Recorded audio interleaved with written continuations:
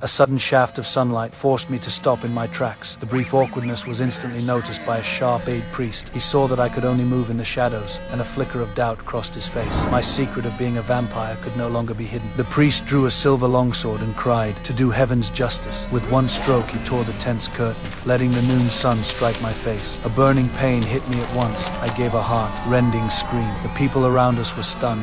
They finally saw my true form.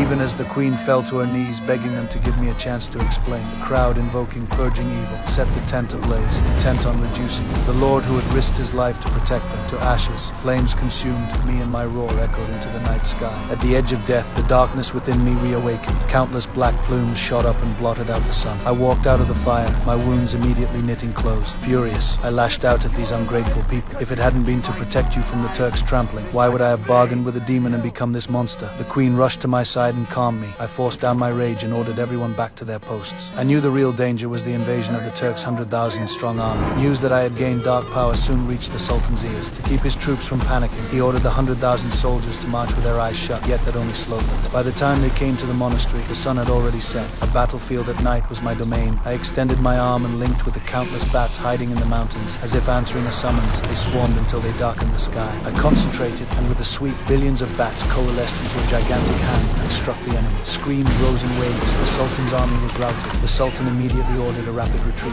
I fixed on the Sultan at the center of the crowd, then transformed into a cloud of bats and surged onto the field, knocking the Sultan from his horse. Capture the leader first, remove the Sultan, and the 100,000 troops would surely collapse. But when I saw his face clearly, I realized he was only a decoy. The real Sultan had long since donned a soldier's armor and hidden in the shadows. He never sought to face me directly. He wanted only to distract me and buy time for the assassination squad infiltrating the monastery. By the time I realized I had been tricked, the queen was already heavily surrounded. The assassins felled her with a single blow and mercilessly abducted my son. I screamed and turned into a swarm of bats to chase them, but the rising sun suppressed me. The dark power inside was fading. The 3-day limit was nearly up. I threw myself after the queen as she fell from the cliff.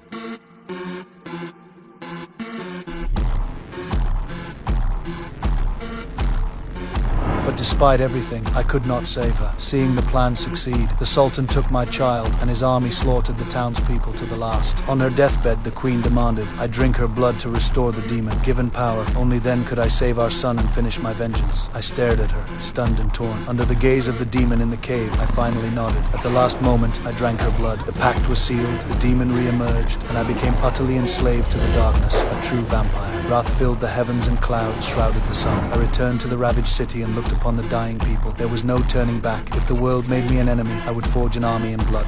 I would build a vampire legion